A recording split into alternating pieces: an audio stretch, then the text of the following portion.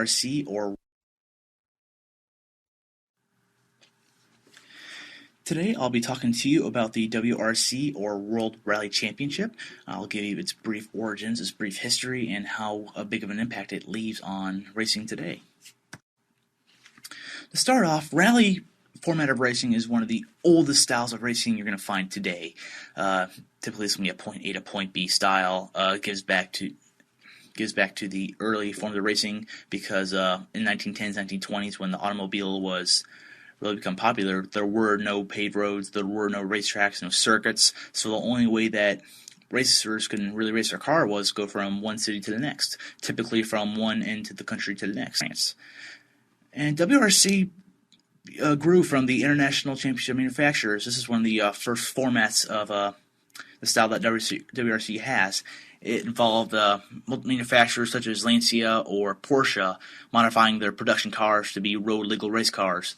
Being road legal because they are going on public roads, some of the events, they would have to comply with those legal reasons, so they have to make a road legal car.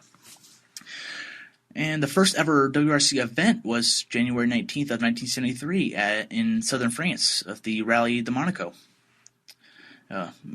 France and Monaco being the Rallye de Monte Carlo, a very well-known city, being all tarmac. And the very first winner of this WRC was going to be the French Alpine Renault A110 800 car. So thus WRC was born. WRC is one of the best-known styles of racing you're going to find today, along with Formula One and NASCAR. It is fed off the FIA, or Fédération Internationale de l'Automobile. That is kind of the home base for all forms of racing, and everything complies with that. WRC has smaller branches underneath that as well, such as Rally America in the United States and NASA Rally Sport, which is found in the United States as well. Those are two smaller branches of rally racing you're going to find that is very similar to WRC. So a typical WRC event, it is giving air back to the earlier forms of racing, a point A to point B event. A typical WRC schedule is going to be from 13 to 14 events, being 13, 14 races being 3-day events. And the race is typically going to be from the full length of the track to the front half of the track, the mid half of the track, to the last half of the track, and the day complies with getting the best times you're going to race with that. And something unique with rally racing is it has two drivers, typical one. It has the driver and the co-driver. The co-driver's job is more or less being the navigator for the driver, because if you're driving through the wooded forest, the driver has no real pinpoints or memory of certain trees or certain obstacles. The co-driver's job is to navigate the driver through verbal commands, through turns, through chicanes, how fast they need to go, how slow they need to be going, and to watch out for any accidents or anything on the news. So WRC races typically have more than one classes. The most common is going to be the Class 1 and Class 2, but occasionally you're going to find the N4 class and the Series 2000, and the cool thing is they all run through the same events, so same advantage. And very unique about WRC is that it runs on multiple surfaces. Most races you're going to find today is going to be on tarmac, and there's only a handful of tarmac events, such as the Monte Carlo Rally, while the rest of them are going to be in forests and wooded areas, such as in Norway, and even sometimes some races can be snowed out or iced out, and races still go on because they are all cars are typically all-wheel drive and have all different styles of set of tires, so they still race with that. Something new is coming along too as well is going to be desert-style format of racing, such as the rally in Mexico and rally in Australia. That instead of gravel and dirt, they have sand and a little more gravel with that, so it's a little more of an obstacle. The original countries that you're going to find for the rally is going to be, or WRC for that matter, is going to be Central European countries such as France, Germany, Italy. Many of the early manufacturers you're going to see are going to be Renault, Porsche, Lancia. Typically today, those are not manufacturers; they're more production. But that kind of gave way to the new technologies and the newer street cars. One car in particular, the Lancia Stratus, was a purpose rally-built race car that did make its way to the production line. And many of the Porsche race cars, such as the 911 or Renault's smaller cars, were very well known for being very good rally cars, and those became part of production models. The WRC today consists of 3 manufacturers.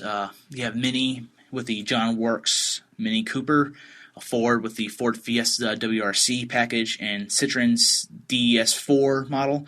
Those are very small 4-wheel drives, small wheelbase driven cars, and the WRC wants those cars to have a certain amount of power to give equal amounts. For example, a Class 1, which is the most current cars, are typically going to be 4-cylinder engine with a 1.6 liter with a turbocharger, and they have restrictor plates. And restrictor plates do help give the street legal ability to those race cars. And coming next year, actually, Hyundai's making their return to rally racing with the i20 or the Veloster smaller race car that's really well known in the global rallycross. So that's making a comeback next year with WRC. This is the 2012 schedule. As you can see, it's heavily based in Europe, with many being in France and the Scandinavian countries of Norway and Finland. Then you look outside Europe, you're going to find the Rally Mexico race. You're going to find the race in New Zealand and the Brazilian race.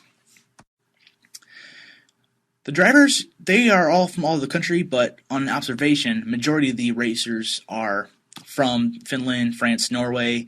The reason for that is because that is a prime spot for many drivers to practice, and where rally has really grown. You see that there's racers from the United Kingdom, the United States, Australia, many other places. In fact, Sébastien Loeb from France, he was last year's WRC champion with the Citroën racing team. Racing in general is a very male-dominated sport. You'll very rarely ever find a woman in racing.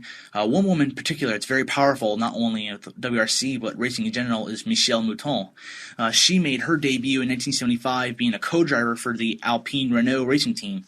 Then in 1981, she signed with Audi being the driver. Then the following year, she came in second place overall with the championship with that. That was kind of the pinnacle of her career. After that, it's been kind of normal, but recently she became even more impact of racing. In fact, in 2010, she became the first president of the FIA Women in Motorsports Commission. This is a great commission to help women and girls get involved with racing and to become a fan of it. Then even last year, she was the one who managed the season last year. So what is to become of the future of WRC?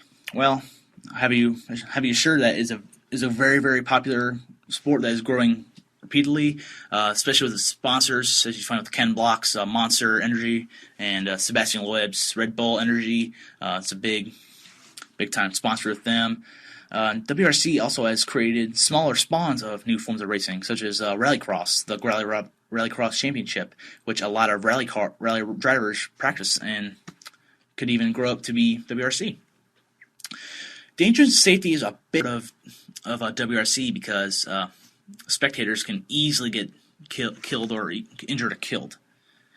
And this is because a lot of events have no fencing or not a lot of space. You can typically see a spectator standing directly outside or on the track while the car just swerves directly past them. This is a big caution with any time, especially in the past. Many spectators have died, have been struck by cars moving in excess of 100 miles an hour. As for the driver, it's still pretty dangerous for them as well because they are going through wooded areas typically.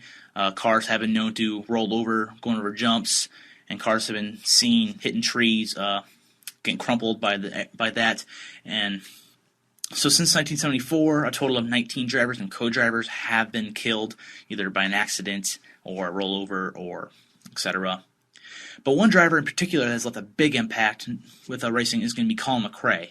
He passed in 2007 not to a rally race, to a personal helicopter accident. But his impact was left so huge because he is very well known for being a very rambunctious and flamboyant driver. He's been known to wreck or roll a car over and still finish the race with that. And I think this video I found on YouTube, or you're playing a video game, is going to be a big way to show off how it really means to be in the WRC. This game was designed by Colin McRae, or in production with the sequel. Dirt 1 involved Colin McRae being one of the main designers and one of the main involvement with the game. Then in making the sequel, he had his helicopter crash and sadly died. So what they did was make a great tribute video for Colin McRae and his career. And I feel like this video did a great job of really capturing the heart and soul of WRC and what the drivers all experience and how exciting it really can be. And here I have listed the resources of websites I've used to do more research. If you're curious to do a little more research on your own about rally, please feel free to go to these websites. So overall, I would say that Rally WRC has grown to be one of the most well-known forms of racing, not only because it is exciting, not only because the drivers are getting good sponsors, but because it's just an all-out experience. It's growing very rapidly and be very happy to see.